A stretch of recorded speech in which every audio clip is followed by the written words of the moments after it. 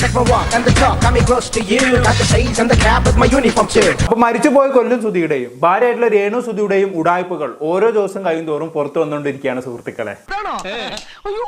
അങ്ങനെ ഒരു സംഭവം ഉണ്ടായോ? ഞാൻ അറിഞ്ഞില്ല. കൊല്ലം സുധി ജീവിച്ചിരുന്ന കാലത്ത് ദാരിദ്ര്യം പറഞ്ഞുകൊണ്ട് ഒരുപാട് ആളുകളുടെ കയ്യിൽ നിന്ന് പണം കടം വാങ്ങിക്കുകയും അതിനുവേണ്ടി വാട്സ്ആപ്പ് ഗ്രൂപ്പ് വരെ തുടങ്ങുകയും ചെയ്ത സംഭവത്തെക്കുറിച്ച് നമ്മൾ ഒരു ദിവസം മുമ്പേ സംസാരിച്ചിട്ടുണ്ടായിരുന്നു. ഇത് മലങ്കൾ, ഭൂലോക മലങ്കൾ.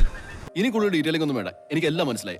ആകെ ഒരു ദുരന്ത കഥയാണ്. ഇത്രയും കാലം രേണു സുധി ഓരോരോ ഉടായ്പകൾ കാണിച്ചു കൂട്ടുമ്പോഴും എല്ലാവരും വന്ന് കമന്റ് ചെയ്തിരുന്നത് എന്താണ്? കൊല്ലം സുധിയെ പോലുള്ള ഒരു നല്ല കലാകാരനെ പറയിപ്പിക്കല്ലേ, ഇങ്ങനെ ഉടായ്പ കാണിക്കാനാണെങ്കിൽ പേരിനൊപ്പം സുധി എന്ന പേര് മായ്ച്ചു കളഞ്ഞു എന്നൊക്കെയായിരുന്നു അല്ലേ. പക്ഷെ ഇപ്പം കൊല്ലം സുധിയുടെ സാമ്പത്തിക തട്ടിപ്പ് പുറത്തായതോടെ എല്ലാവരും പറയുന്നത് എന്താണ്? കൊല്ലം സുധിയും കണക്കാണ്, രേണു സുധിയും കണക്കാണ്.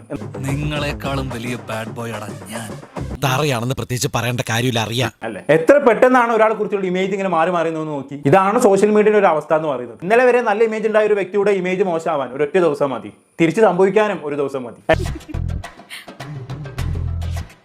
അണ്ണാ ഇവിടെ എന്റെ അടുത്ത് പൈസ ചോദിച്ചിട്ടുണ്ട്. ഒരു ദിവസമല്ല, 2 ദിവസമല്ല, 3 ദിവസമല്ല, ഞാൻ കൊടുത്തിട്ടുമുണ്ട്. ഡയറക്റ്റ് വീഡിയോ കോൾ വിളിച്ചിട്ട് പറഞ്ഞ്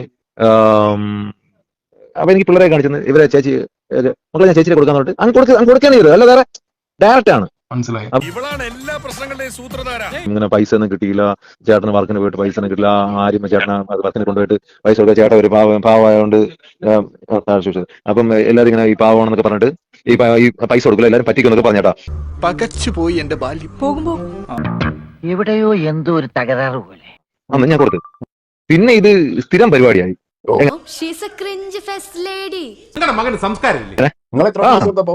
എന്നെ ഒരു 7 പ്രാവശ്യം വിളിച്ചിട്ടുണ്ടോ? അണ്ണാ ഞാൻ ആദ്യം ഒരു 3-4 പ്രാവശ്യം കൊടുത്തു. നിനക്ക് കിട്ടിയതൊന്നും പോരാ. നായ നടുക്കാരിൽ ചെന്നാലും ശരി, അത് നക്കിയേ കുടിക്കുള്ളൂ. പിന്നീടാണ് ഞാൻ അറിഞ്ഞ എന്റെ അസിസ്റ്റന്റിന്റെ അടുത്ത് വരെ വിളിച്ച് പൈസ വെച്ചിരിക്കണ.